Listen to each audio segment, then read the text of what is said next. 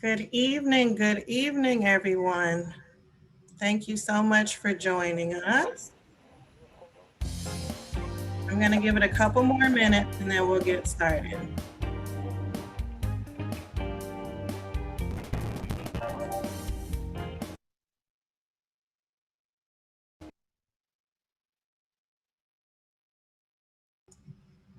I don't think I, sorry.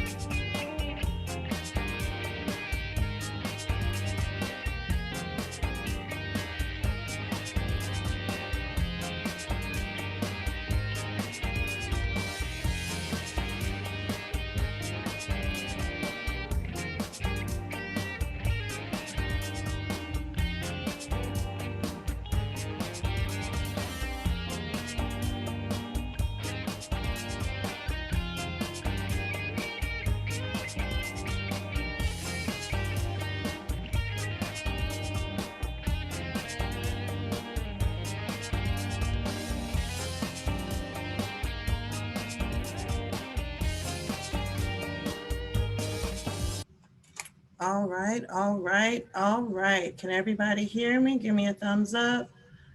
Everybody can hear me. Awesome. Great evening to all, and welcome to the 2020 World AIDS Day observance, hosted by the Stone Mountain Lithonia Alumni Chapter of Delta Sigma Theta Sorority Incorporated.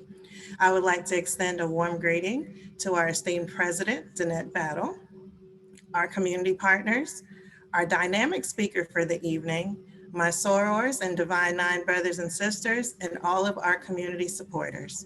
We welcome you. We have what is sure to be an engaging and informative event planned for the evening, so let's get started. HIV continues to have a disproportionate impact on certain populations, specifically racial and ethnic minorities and gay and bisexual men. HIV diagnoses are not only distributed across states, not evenly distributed across states and regions. The highest rates of new diagnoses continue to occur in the South. We are in Georgia. With that in mind, we thought it would be fitting to highlight one of our community partners that is making an impact by providing free testing and many invaluable resources to the Metro Atlanta community, even during a pandemic. Please welcome Antoinette Jones for Sister Love.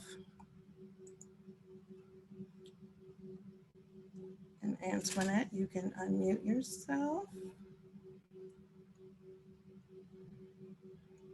She was there and I lost her.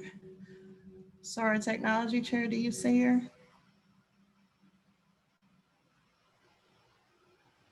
No, I don't. Did we lose her? They're actually doing testing today, surprisingly, on site and mobile. And she said she would pop in and she probably fell off, knowing how technology is. Well, I will do a brief overview of Sister Love. As you can see here, you can actually call them, and even though it's a pandemic, they're doing mail-in testing. You can call, request a kit, they'll mail it to you, and then you can sign on to a confidential portal and speak with a counselor that will guide you through the testing process, help you read the results, all in the privacy of your own home. So last year, if everybody remembers, we were able to test 60 people on site at Stonecrest Mall. And we couldn't do that this year, but we still wanted to highlight community partners and the resources that are still available. So again, if Antoinette or anybody from Sister Love jumps on, we can go back to them. But since she's not on, this gives us more time for our speaker, who is very dynamic, and this will surely be very informative. We don't try, we do, is the life mantra Lydia Joyce chooses to live by. She knows that there is much more to life than to waste time dwelling on darkness and negativity. She is not allowing what she has been told to affect what she does to change the world for the better. Lydia Joyce is a gifted writer, retired makeup artist, a marketing maven, and a business owner. She is also HIV positive. This diagnosis led her to launch Positively Dia, a comprehensive platform effectively used to document her journey as an African American woman living with HIV. African American women are one of the most underserved communities being impacted by HIV. In her search for support groups within her community and religious organizations, she found few options that connected to her own experiences. The multifaceted platform, Positively Dia, focuses on awareness, advocacy, and alignment.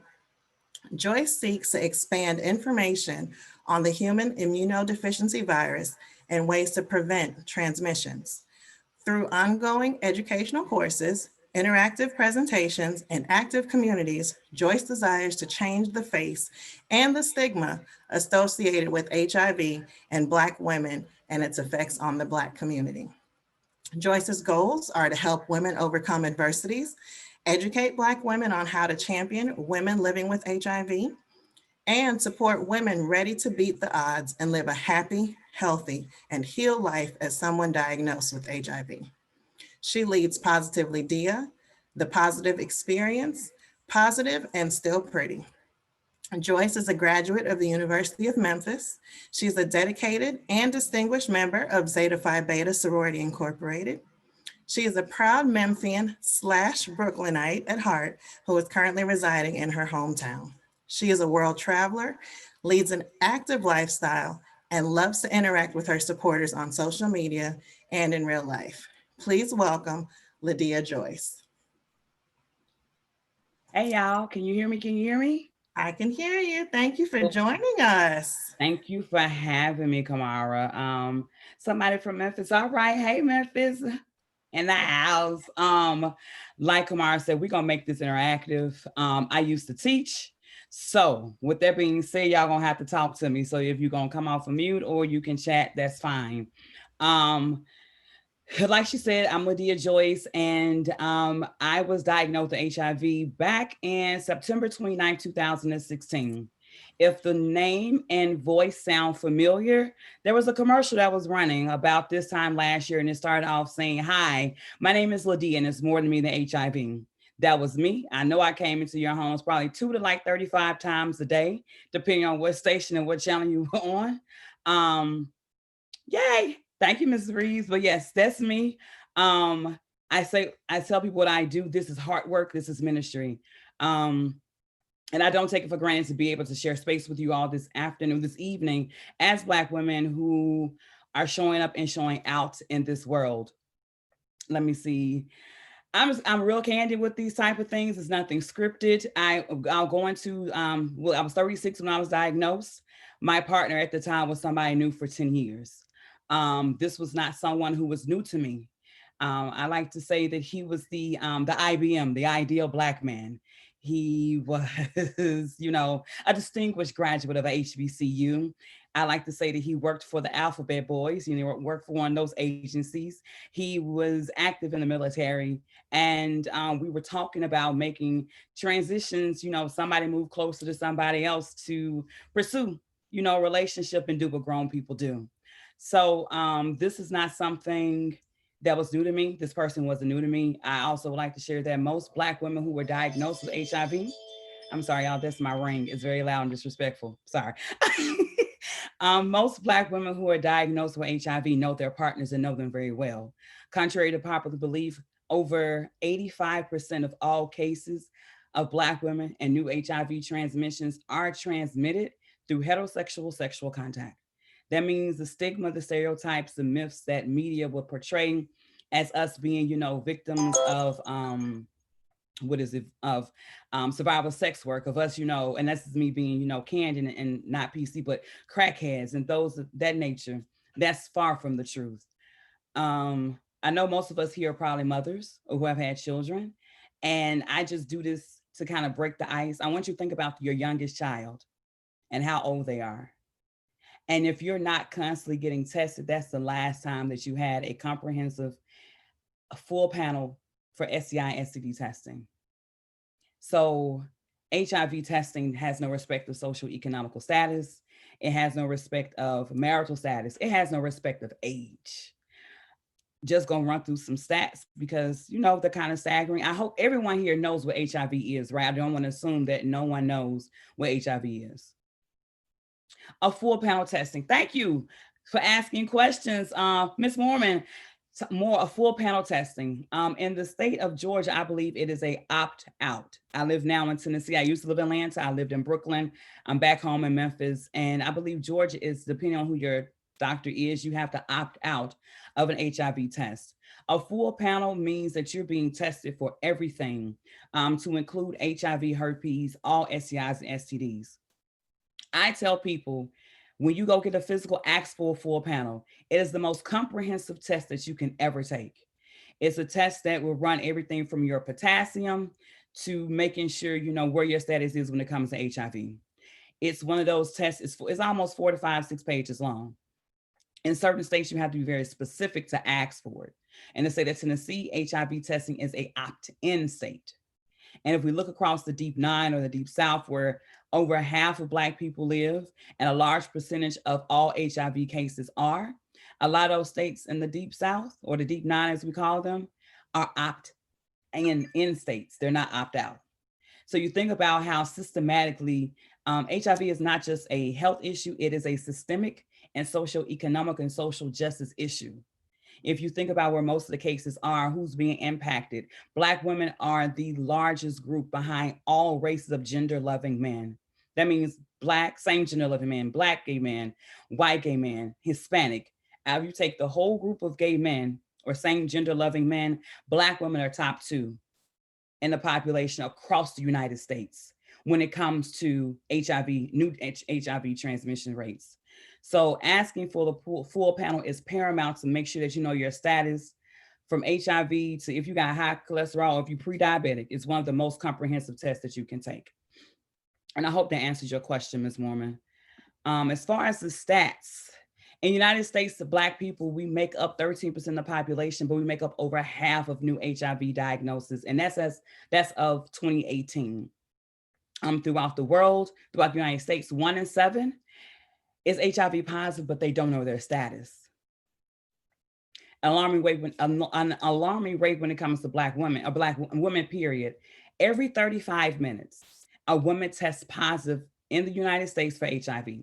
So by the time that we get off this phone call, that means between 2 to 3 women will have been diagnosed with HIV by the time we hang up. To make it even more impactful and understand why this is an issue that we need to take care or pay attention to, 63 to 64% of all women who are diagnosed are Black women. So say if we're on this phone call for an hour and a half, every about half an hour, that's a woman being diagnosed. 3 women in the span of this phone call. 2 of those 3 women would be a Black woman. And 1 out of every 32 Black women would be diagnosed with HIV in her lifetime. So if we look at our respective sororities, if we look at our organizations, if we look at our chapters, some of our chapters are huge. I know in Memphis, our graduate chapter, Zeta, is one of the largest in the South. If I count out 32 women who were diagnosed with HIV, 1 for every 32, we'll be well like 5, 6, 7 women. So think about your friends list. Think about the people on your Facebook friends list. Think about your contacts. Think about your family. Think about church. That means almost 1 for every row, especially you go to a mega church, that's 1 for every row in that church. So that's why it's important for this right here, these type of programs to take place where we can come behind closed doors, ask questions about HIV and not be ashamed about it. Black women are almost 18 times more likely to die from complications from HIV and AIDS as non-Hispanic white women. If Black women were diagnosed with HIV at the same rate of white women, our numbers as a whole in the nation would drop 93%. So think about that. Our numbers would drop 93% if we got HIV the same rate as white women do. Let's see here. We account for the largest share of HIV diagnosis. We talked about that, 64%. That's 14 times the rate of white women and 5 times the rate of Latino women. And let's see here, Black women most likely contract HIV through heterosexual transmission. And again, contrary to popular belief, it's not about, getting it through intravenous drug use. That makes up less than 5% of how Black women get HIV. We get it through heterosexual sexual contact. And again, we know our partners well. I can name my partner. I can call him. He ain't gonna answer the phone, but I can call him and I don't have to, was it him? No. So that's just some stats to open up the conversation. A little bit about I'm trying to figure out about me without going into grave detail. And this is just me being candid, open, raw, and honest. I was the least sex gettingest, the most pro safe sex talkingest person in my clique. When I told them I was HIV positive, it was like, dear, you don't have sex. I said, exactly. So, and I say that to say is that it doesn't have a respect. And I can honestly say that it made me take a step back to be more reflective about the position or the part I played in it when it comes to how I engage with men and how we date or even how we show up in relationship. More so than just HIV being my diagnosis, it taught me boundaries. It taught me the option to say no. I was able to reflect and be like, you know what? you that right there, you were too trusting. You didn't put yourself first. You didn't value your space, your time. You were too, society has a way that it makes us feel some type of way when we're Black woman over a certain age and not married, not with children. So you feel the societal pressures not to reinforce your boundaries. I can say that going through this has helped me reinforce my boundaries, and also wants me to help teach women like, no, you got to navigate this. No matter what happens, you have to navigate your sexual experience and make sure that you have the most healthiest sex possible. If it's not healthy, don't do it. Um, so that's, I know you told me 30 minutes and I know I've been talking for like 10, 15.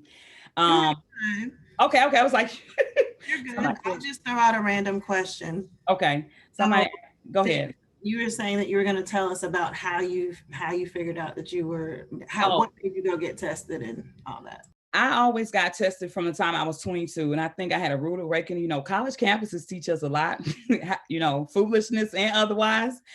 And I think at the age of 22, when I went in and I got an STD test, and I was like, well, where's HIV and where's herpes? And they said, no, you have to ask for that. And I was like, well, what's that called? A full panel, again, in the state of Tennessee. So I always went every 6 months, regardless if I had a boyfriend, if I was having sex on a regular, I go every 6 months. What made me get tested was just routine. I go, every 6 months, I went in for a physical.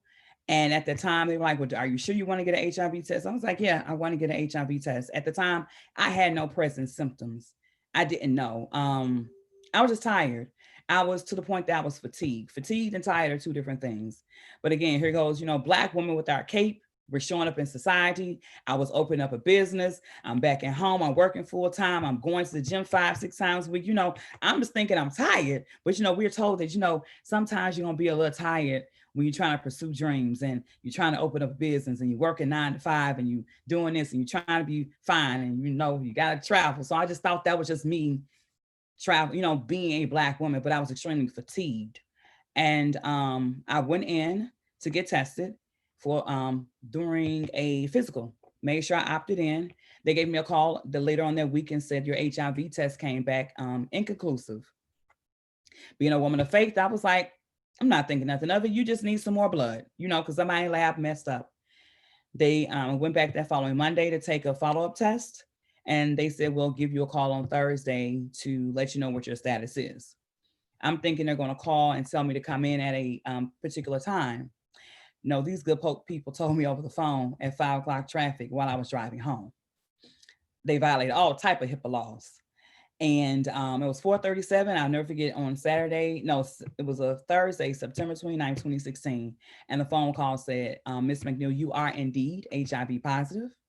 And you can come and pick up your your test results tomorrow. The next day was a Friday. They indeed handed me a white envelope with blue writing. I still got the envelope somewhere that had my name on it and said, have a great day, enjoy your weekend. The nurse didn't know what she was handing me. And at that point, when angry Black women show up, stuff happens. I blacked out. I completely blacked out. And I just remember coming to, because my best friend had come with me and she put her hand on my back. I had climbed over the receptionist desk. I'm not ashamed to say it. They almost called the cops. I moved furniture because how dare you hand somebody life-altering news in an envelope? But because I was a Black woman that showed up in this nice white office with private insurance, they at that time diminished me to my diagnosis and didn't handle me with care, because we're seen as the miscreants. We're seen as the even more marginalized group of people once we get that diagnosis. Because at that point, you assume that I don't have health insurance. You assume that I got this through some type of unscrupulous way of living or some, promiscuous way of living. So you put that on me and you handle me like that. So that's how I found out. I say I was graced to experience it the way I did, to poke holes in the system, to use my voice, my platform to make sure that going forward, that, That didn't happen. You was out there in the streets. No, ma'am, Kendra, you know me. I was not in them streets. I was at home. But that's how I found out. That's how I found out. So And how did the conversation go after that with him? Because you knew where it came from, and mhm. um silence is always the loudest response. When I got the call the week before, I did say, I was like, hey, they saying something's going on with this HIV test. You got something you need to tell me. We you calling me your lover, your new wife, your next wife, you referring to me to your last name. We talk about everything, but you get real quiet when I bring this up. And was like, no, I'm good. I got tested back in June. I'm like, bruh, something going on because you the only person I've been with, And I called that Thursday when I got the test results, and he didn't answer. And he knew what the test was supposed. The timeline. Women be like, "Oh, you going Monday? I'm gonna call you Monday to see how you doing. You get the test results Wednesday. I'm gonna call you Wednesday and Thursday. Be like, hey, what the doctor say? How you feeling? Talk to me." It was none of that. So when I called that Thursday evening, he didn't answer the phone. And I'm real compartmental, real logical type of person.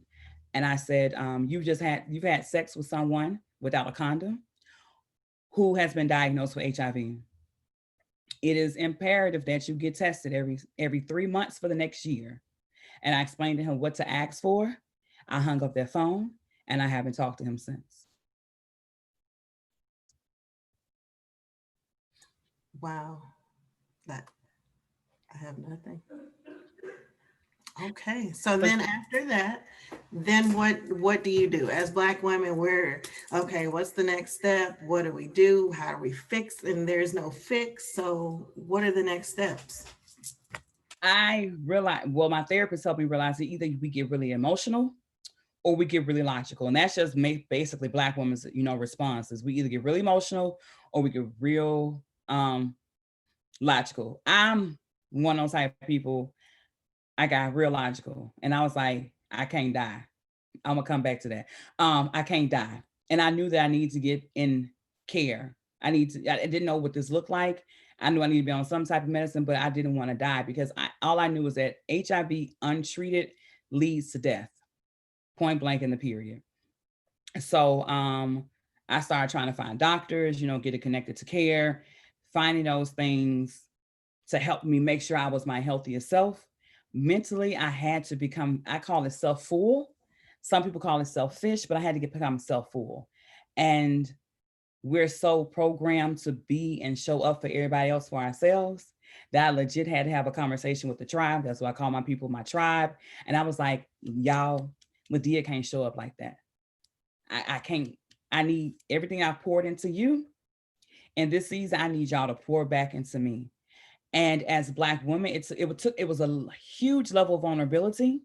But at the same time, too, if we don't open our mouths and ask for help, we'll never do anything but persevere. You know what I'm saying? It was one of those things that I had to ask. My support system, some fell by the wayside, and then some stepped up because that's what friendship and relationship looks like. If I can't pray with you, if I can't cry with you, if I can't laugh, if I can't play, I can't have your part. And with something like this that had a whole, it took strength from me physically. Like, it's one of those things that with HIV, fatigue is one of those things that you deal with. I would go to sleep and I know I had fell asleep until I woke up the next morning. Like, I know it's like I had moved back home, my parents, because I was trying to buy a house. I know it's like for my mama to come in my room and I kind of felt like she thought I had died because I had almost slept for 24 hours straight and I did not move just to get up to go to the bathroom, get back in bed and go to sleep. Like, that's one of the realities. And you think that's normal. It's like, nah, sis, that's not normal for you to be that fatigued. So I hope that answered your question. Yeah. Did I answer your question? Okay. I'm reading these comments. So I'm gonna close the comments now. I'm monitoring them. People Okay. your support system. Everyone appreciate your transparency and admire your strength. Someone said they probably would be in jail if I thank God. I want him to thank God for my salvation. Because one night I had one of the moments where I went to the car, and we Southern girls on here, you know, some of us carry, you know, our piece, if you know what I mean. We could carry our piece. And it was in the car. I keep a credit card and my ID in the car. And I got in the car in my pajamas. I don't even think I had shoes on. And I got in the car with my pajamas. I was like, if I need anything, I got my credit card, I got my gun, I got my ID. I still had the key to his apartment because he lived in Atlanta. I had the key to his apartment and the gate card. And I was like, if I leave now, I'll be sitting in his apartment by the time he gets home from work. And I made it halfway from Memphis. It's 78. We take 78 to 20. And I had made it halfway down 78. And I was like, you know what? I snapped and I was like, let me go back home. But I did have that one moment where I was just like, Negro, I didn't say Negro, but Negro. We need to have a real heart-to-heart conversation, because it wasn't the fact that HIV was transmitted, because I understand that when we get ourselves in these situations, you're doing grown folks things. Like some people are like, why were you mad? I wasn't mad. I was having condolence sex with somebody I trusted. I just thought that he would have regarded me in a different way.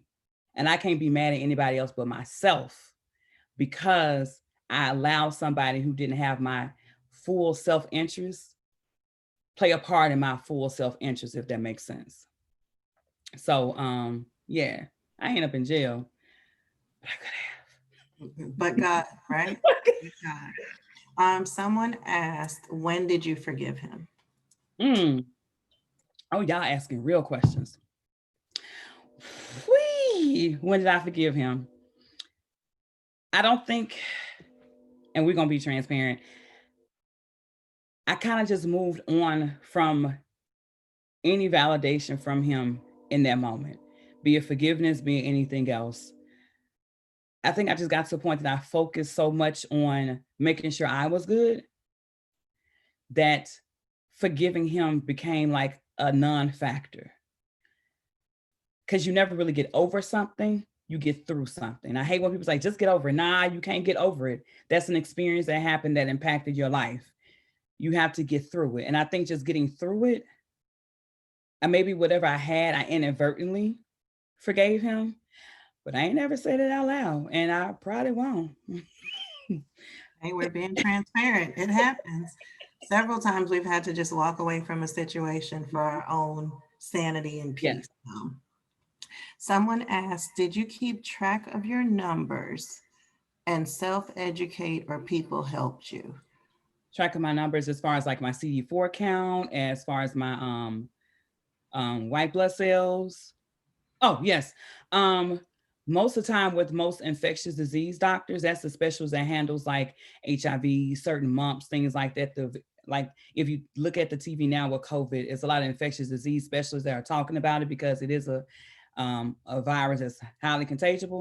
Yeah, I think that's where, if not, y'all forgive me. When you get the patient portal, you can get an app and it loads it to your phone, and you can see different test results. I became aware of my CD4 count, or your T helper cells, because for someone who's diagnosed with HIV, they want your, well, normal person, healthy person, your CD4 count is between 5,000 and 1,500, 500 and 1,500, right? When I was diagnosed, my CD4 count was 224. And for you to have what's considered AIDS or advanced stage HIV, your CD4 count has to be 200 or more or less. So I was like, I say this and not to be candid or trite, but I was legit a cold away from having AIDS. And I want to make sure that we debunk that HIV and AIDS are not the same thing. HIV is a virus, and that means the virus is present in your body. AIDS is like the advanced form of it, like stage 4 HIV, which means that the HIV has done so much damage to your immune system that you're not capable of fighting off just the simplest of colds. So when we say HIV/AIDS, we need to start saying HIV and AIDS, or HIV or AIDS, because there is a significant difference. Gotcha. Thank you for answering that. Yes, I know over time it becomes non-detectable if good. So what would you say, what is your regimen now in terms of medications or just, I guess, how you can manage your health now, so to speak? Um, I got one pill. It has 3 drugs in it. Thank God for one pill.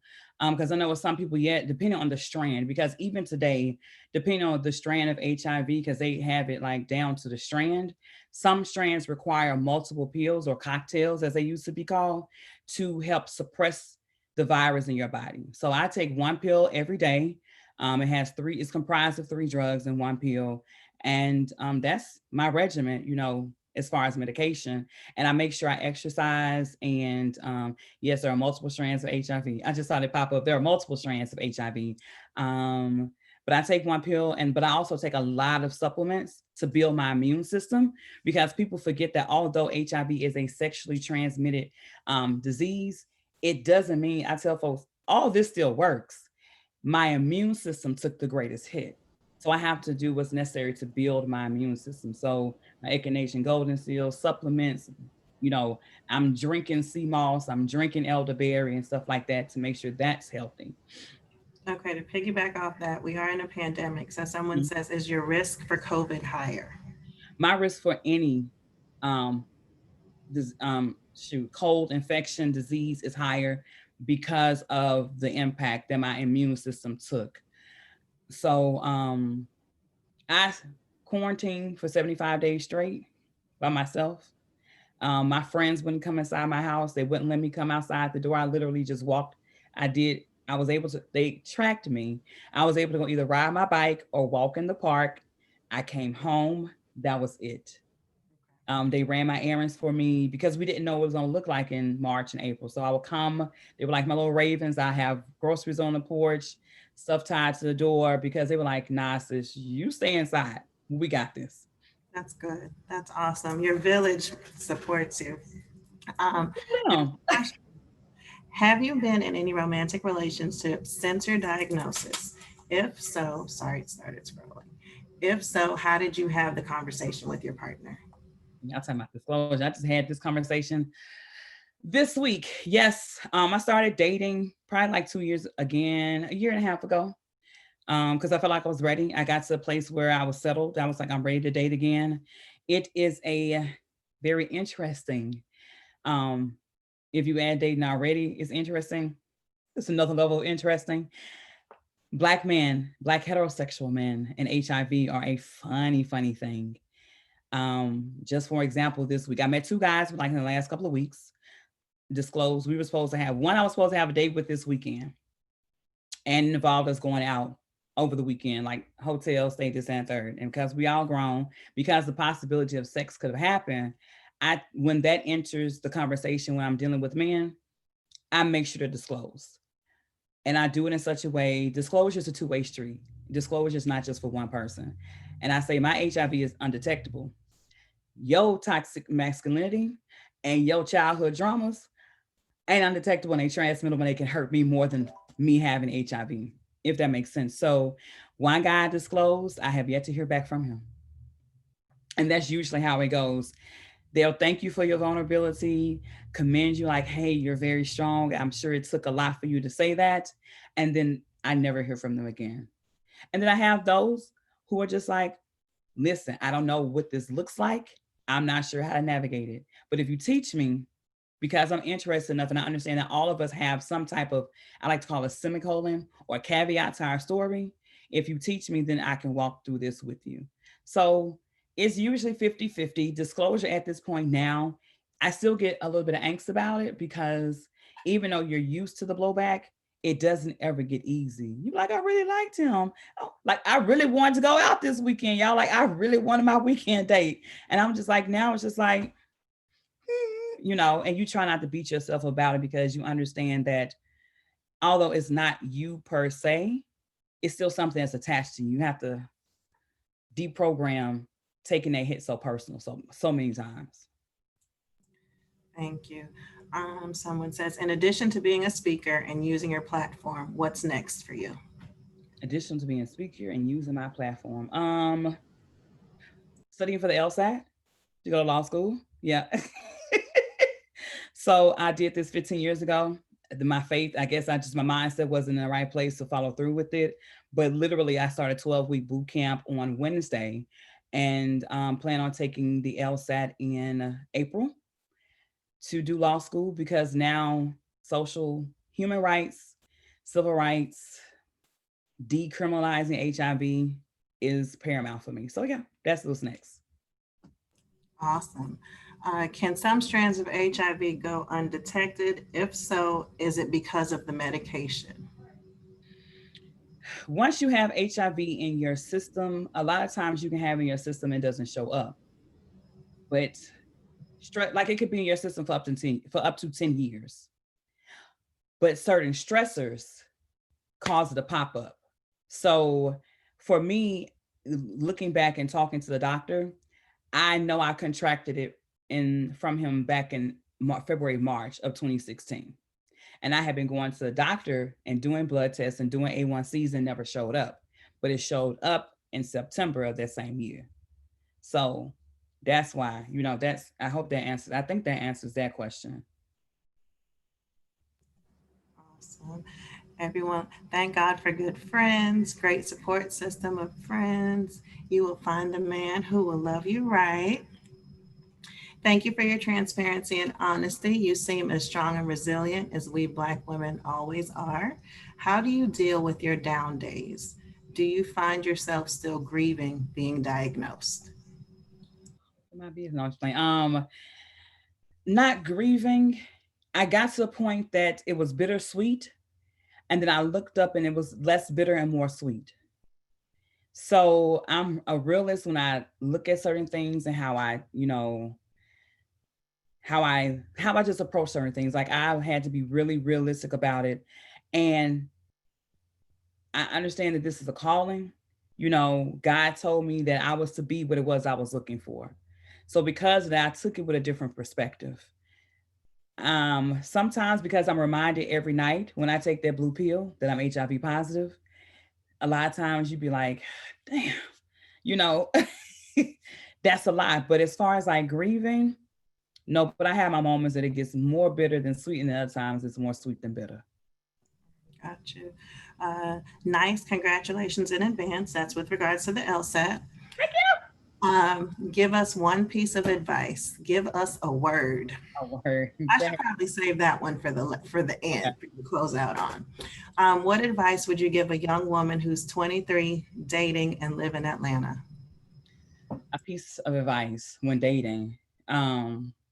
Child is dating in period. I say, and this, I was taught to date and have fun. At 23, you're prepared. You date for fun, date to see. Gosh, I don't want to blow back, but I still date like this. I have a rotation that I date. I don't put all my eggs in one basket. I believe that it's a man to sit me down, and until one man rises to the cream of the crop to sit me down, then I'm going to date and have fun. Dating doesn't always equal sex. It was Creflo Dollar, I heard this, dating is for collecting data. And if I'm not feeling the data that you've given me, thank you so much. It was great. This is where our ride ends. I'm moving on to the next one.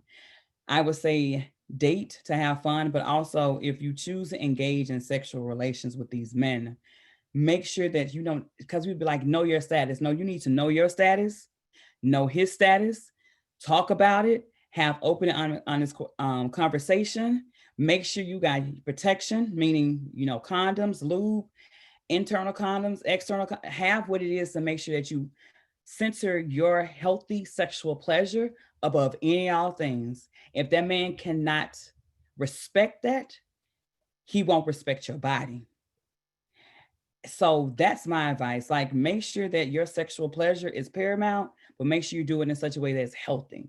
I like to say healthy over safe, because safe gives, that there's people having unsafe sex. No, it's healthy sex versus unhealthy sex. And I'm just going to insert this one because we are talking about sex. When it comes to, I guess, having sex or wanting to be a mother, I don't know if you have kids already, but from a general perspective, how would that work in terms of if someone that was HIV positive wanted to have kids and all of that? Well, because I'm undetectable, that means I'm untransmittable. So I can have sex without a condom without transmitting HIV to my partner. And that's anal sex, vaginal sex, oral sex. That's all types of sex I can engage in and not transmit. As long as I adhere to my drug regimen, I'll never transmit HIV to my children. However, common in the United States, I'm not allowed to breastfeed. And that's one of those things that pains me because I was breastfed. I have cousins that are doulas, you know, we breastfeed, and I'm not able to breastfeed because science, again, has left Black women and women out of the technologies with drugs. So I can have all the unprotected sex I want to and never transmit HIV, but I can't breastfeed my child. Gotcha. Thank you. Mm. Is there a place where those who infect others with HIV to be reported? Ooh. That's a caveat for me because I am working here in state of Tennessee to decriminalize HIV. Currently, my HIV status, if I went outside right now and spilled in the parking lot, is considered a class F felony with up to a $10,000 fine. And because the laws in the South, especially but across the nation, are so antiquated, it actually further harms those of us that are living with HIV. Any of my lovers from my past, even if I wasn't diagnosed at the time, even with a whole national campaign, if they went down and filed a suit, I'll be caught up in a civil suit and be my burden of proof to prove that I did not expose them to HIV. So as far as reporting, you have to tell. If you go to like a health department, they will ask for your previous partners to inform them. So that's where the records come in. But if you go to a private doctor, that's not something that they ask. And I'm not a proponent of reporting because the cases that we hear where people are like maliciously or on purpose, those are few far and in between. It's yeah. Okay. Since your diagnosis, what has been your relationship experience with healthcare providers? I've had to become because I've had them be very stereotypical in the way they handle me. I've had them, make presumptions, living in Memphis, is even smaller than Atlanta, and having lived in Atlanta, most of the folks here are white versus my care team in Atlanta was all Black. So they give you that stereotypical. So, were you out here having, were you engaging in risky behavior, or what risky behaviors were you engaging in? Going to the doctor or going to the hospital for something very major was a fear of mine. And almost 1 year to a date, I completely ruptured my Achilles in 2 places in the gym. And how I thought I was going to be treated was how I was treated. And so it's one of those things outside of that, but like my regular healthcare team, they own it. They know. I walk in, hey, before you do anything, call my ID doctor because I got to make sure them HIV meds don't mess with none of this. So yeah. Gotcha. Okay. Your story is amazing beyond words. Once you pass the LSAT, you'll really be fighting the good fight with helping others and relatable because you're living it. What's your biggest motivational force? Man, I love Black women. Like I love Black folks. I love Black women. I've always been that way. And being here in this space and just having this perspective, I'd be like, we underserved and we tired. So, so it's just like tired is the word. We tired of saving y'all. We tired. But just moving the needle forward when it comes to Black women, making sure that we are centered in everything is like, that's a motivational force. Like, nah, y'all ain't gonna do it for us because and I've said this in an interview, I said, we're good enough to do the work, but we're very rarely good enough to take a moment and take a seat to receive the benefits of our work.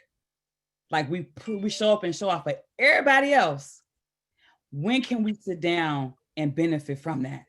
So that's a motivational force for me. So some of y'all can sit down. Some of y'all ain't got to fight all these fights, man. Let somebody else do it, No is okay, and it is a complete sentence. We don't always have to justify it. Right. Okay. Do you usually find yourself initiating the conversation on sexual health and relationships? It seems that women are often the ones who initiate that discussion. I've always been a one. It's another thing. I've always asked, like, run that paperwork, bro. Like, and I say it just, I'm from Memphis, y'all. So I took off my professional voice. I probably talked to Kamara my professional voice, but this is my real voice. I was like, bro, run the paperwork. I got to see it. What it's looking like, when's the last time you had sex? Who did you, what Are you getting tested regularly? Yes, I initiate the conversation because, again, that's another area where we don't put ourselves first. And I'd be like, if you want some of this, sir, you're going to have to produce some paperwork, produce some healthy benefits, produce some healthy tendencies so I can know that this is okay. I'm just going to throw this one out here because I see some of the attendees on this list include my amazing daughter and some of her college friends. So they're in college now on these campuses. They're around that 19, 20 year. What kind of advice do you have for my baby and her friends? Mama, close your ears. No, just I'm not listening. earmuffs, but no. Okay, for my college girls. It's the same for all of us. Put yourself first, even when it comes to a sexual experience. If that brother don't have condoms, he ain't got no condoms, he can't have no sex. You know, if you are in a point that you not, because at 19, I wasn't having sex. I lost my virginity at 21. Okay. So at 19, I wasn't having sex, but I knew what to do to navigate that safely. Don't let no brother pressure you, because if he can't, my whole thing is if he cannot respect your stance, if he cannot respect where you are, if he can't respect your mindset, why would I expect him to respect my body? What makes me think that he's even going to make this experience something that's going to be enjoyable for both of us if you can't even put my wants and desires above yours for just something that you want? I'm sorry, mamas, I'm sorry. You're in like the end goal in that moment. If you want sex, that's the end goal. You want sex, but at the same time, so you're gonna have to give a little to get a lot. And if you can't respect my stance on that, he don't respect your body, baby. He don't deserve your body. So if it comes to the point, sorry, mamas, you got to have your own condoms, your own lube. You got to be prepared, because we have to be realistic about we're sexual beings. Make sure that you're best prepared to make sure that experience is the healthiest first and foremost, and get tested. It's even if you're not having sex, get a group of y'all, go down there, get tested, ask for a full panel, because what happens is that it becomes routine. And it's like, oh, I go every 6 months like clockwork. And it's not foreign to you for you to do that. And that when you meet somebody who doesn't do that, be like, nah, bro, this is my standard. This is what's required to be with me in this capacity. You're gonna have to get with it or get left. Okay. So that's what my word for college babies. Thank you. Thank you. Alonso said, run me that paperwork. Madam President says, when you run that credit check, do that health check. And do the health check first. Our technology chair, she said, exactly. I send condoms to my daughter regularly. I am that mom, and I applaud you, Mom. She hates me, but oh well, don't they all? We just roll with it. And make sure that young boy is worthy of you. Most won't be. Oh, I was gonna say something, but Mama's on the line. I'm not listening though. The babies are more important. I'll just, Here's the thing. He may or may not be worthy of you, but in that moment, that's what you want to do, right? We're just gonna be real. That's what you want to do. You want to have sex. Make sure, if you're worthy or not, make sure it's the healthiest sex that it can be. Because at grown women, sometimes we lay down with folks who ain't worthy. We just want the experience.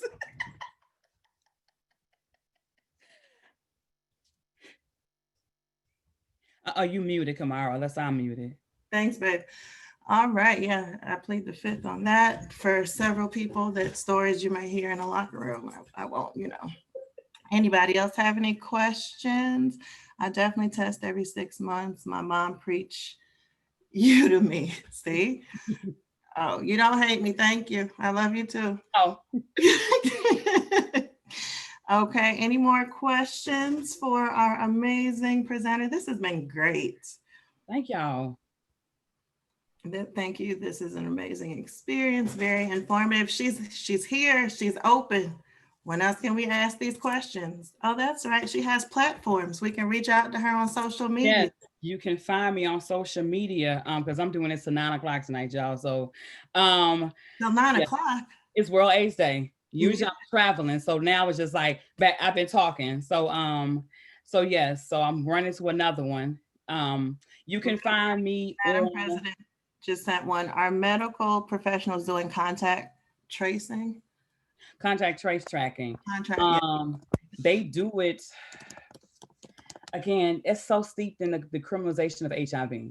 So they do it on, like, if you go again to some private doctors do it, most health departments do it, and they do it in such a way so they can track where the stats are, what zip codes and things of that nature. Um, so they do, but then that could be held against you in a court of law, if that makes sense. Okay, and I was told that they're just waiting for your final word. Oh, my final word. Mental So, health, baby. I got a therapist I see. I was seeing her once a week. Now I see her probably like once for a tune-up. My final word, guys. Okay, do I nothing deep? I would just say that I always say, and I preach this, y'all, as Black women, put yourselves first. I say that you don't pour from an empty cup. You don't pour from a full cup. The overflow is for everybody else. Um, so many times, they say you pour from a full cup. That full cup is for you. So if you're full, that means you're functioning at the highest capacity. You bobbing and weaving. When somebody else pours and make a deposit and something flows over, that's for everybody else. Stop giving from a full cup. Your full cup is for you. Give them an overflow. And that's my word. all right. Thank you so much, Lydia. I'm Thank so y'all for happy having you me. were here and you were able to squeeze us in on your busy schedule. Whatever. So, I'm just speechless. Like that was so informative. Thank you for sharing your story and your journey. And like you said, we don't try, we do. Yep. And this is me doing. That is powerful. And I just have no words. So, ladies and gentlemen, as we are coming to a close, we want to highlight a few statistics from the Centers for Disease Control and Prevention. And I'm going to step out, y'all. Thank y'all so much for sharing space with me tonight. Thank you. I left my information in the comments, so I'll do it again. Thank you. Welcome.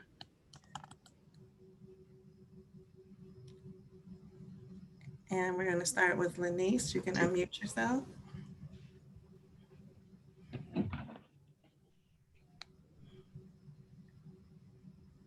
Approximately 1.2 million people in the United States are living with HIV today.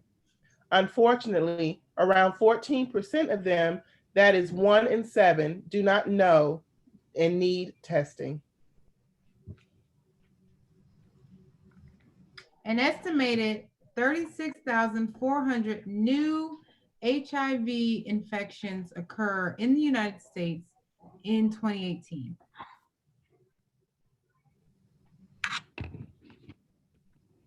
In 2018, the highest rate by race, ethnicity was for Blacks, African Americans at 45.4%, followed by Hispanics, Latinos at 22.4%, and persons of multiple races at 19.3%. Of the 37,832 new HIV diagnoses in the US in dependent areas in 2018, 42% were adult and adolescent Blacks and African Americans, 31% were among Black and African American men, and 11% were among Black and African American women. As of the end of 2019, 25.4 million people with HIV were accessing antiretroviral therapy globally. That means 12.6 million people are still waiting. Access to HIV treatment is imperative to the global effort to end AIDS as a public health threat. At this time, in observance of World AIDS Day 2020, to send some positivity and love to those living with HIV and AIDS, and in remembrance of those that lost the battle, we will take a moment of silence.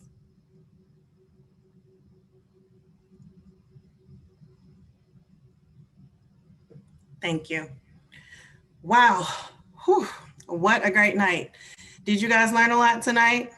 I know I did. If you learned something, use your emotion. Show me some thumbs up, some snaps. I see you. I see some claps. All right. I know I did. I think it was a very informative night. But before we end, I would like to hand over to the chair of the International Awareness and Involvement. I'm sorry, hello, International Awareness and Involvement Committee. It's been a long day, y'all. Pray for me. And I have another meeting after this. My soror, Lenise Bostic.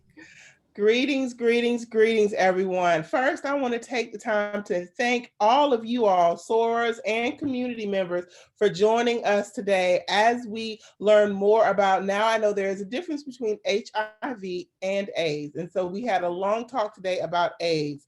And I want to thank our presenter, Ms. McNeil, for just that open and honest forum and discussion that she was able to have with us. Did she speak a word or what? It was very, very informative. I'm very humbled by her openness and honesty, and she brought to light so many different points regarding HIV. So I want to thank her for that. I also want to thank the SOARs and community members for joining us. And I want to send a special heartfelt thank you to our sub-chairs, Kamara and Takira. Thank you so much. You all have done a fabulous, fabulous job. Awesome, awesome job. Very, very proud of you. And just thank you for bringing light to this topic that is affecting us, Black women, at a disproportionate amount. And I just want to thank you. And I want to thank all of you all for joining us, the award-winning Stone Mountain Lithonia chapter, for our World AIDS event this evening. I want to acknowledge our North Georgia State Coordinator, Sora Pam Lee. She is on here now. I think she was on here earlier. I saw her. And so I'm not sure if she wants to say a few words. If you do, please just unmute yourself. You can interrupt me at any point. But thank you for being here and thank you for joining us. And then also our wonderful, precious SOAR President, Danette Battle. Thank you for being here with us as well. I would love to give you a moment to say a few words and close us out. And I want to hand over I guess it's the mic, but the Zoom unmute button to you now. Thank you so much. Yes, the unmute. We live in a virtual world now. What can we say? This was an excellent opportunity to make sure that we're up to date on what we think we know about AIDS, HIV and AIDS, because I can tell you, I certainly learned something tonight. I didn't know that there were different stages of HIV and AIDS. So that really broadened my knowledge about the subject matter here. And also to make sure that we're extending this information to those that we love, because what I'm hearing is that particularly as Black people, you know, way back when your aunt so-and-so, your grandma did not talk about anything that may be considered of the sexual nature or such, but we have to talk about this. And I saw where Deborah McLeod talked about, I tell my daughter, I had the conversation with my daughters. And I have to remember too, it's not just young people, people my age, we all have to be careful about HIV and AIDS. So take the knowledge that we learned tonight, carry it with us, not to make us paranoid, but make us more knowledgeable. Like they say, knowledge is power. So to the entire committee and definitely to our chair, International Awareness and Involvement Chair, Sarah Bostic, and our fabulous host tonight, Sarah Kamara and Sarah Shakia. Thank you so much for bringing this to us. This is a wealth of information. Sarah, enjoy the rest of your holiday season. Be safe. There's a lot of things for all of us to be safe about. And I don't want to even get into that because, like I said, I want us to end on a high note, which, you know, we are, because we, like I said, we have the power and therefore we have the knowledge. But enjoy the rest of the evening. Thank you so much. And SOAR President, I want to thank two more people. I want to thank my co-chair, Tabitha Morton. SOAR Tabitha, thank you very much. And then also the awesome technology chair. Thank you for bringing all of this together. When I tell you everything just comes together when she's involved, yes, I thank you so much for bringing this all together. So Kamara, could you please end our evening as the wonderful co-host you have been today? Can you please end our evening? I will. Thank you, Madam President. We always appreciate your words of encouragement and support. A warm thank you, even though she's not online anymore, to our outstanding presenter, Lydia Joyce, for being a voice, an advocate, a force, and for letting her light shine. And to all of you, we greatly appreciate you taking the time to spend with us this evening. Be sure to follow us on social media and check our chapter website to be in the know of our upcoming events and service opportunities. Do not forget to vote in the runoff election on January 5th. Again, do not forget to vote.